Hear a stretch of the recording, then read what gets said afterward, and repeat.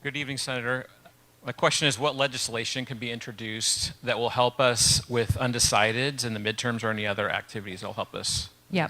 So we all know in 2026 we'll have midterm elections, and a lot of times when you have dissatisfaction with the president, people vote a different way in the midterms, right? That's a pretty important. I got elected in 2018, so the first midterm after President Trump was elected. And to me, I think it's pretty easy to see the message that Americans are sending their elected leaders across the board, whether it was the election in November or things like the election we just had in New York City for mayor.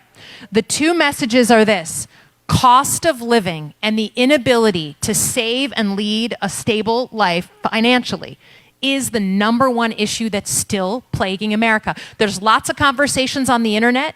There's lots of online conversations about things that are important, but still across the board, Americans from New York to Michigan want more money in their pocket so they can save.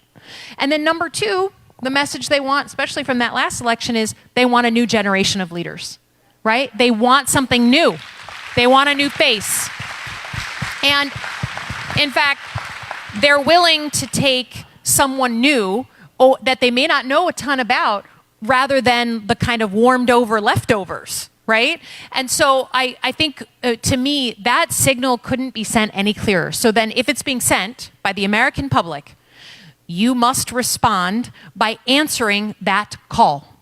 So to me, that's why we're sitting here talking about an economic war plan and not like a different other issue. And it's why even at 49, people are happy to call me, quote, young, because they just want some different voices in the mix. And so that to me is the message for 2026 and beyond. Yeah. Wonderful.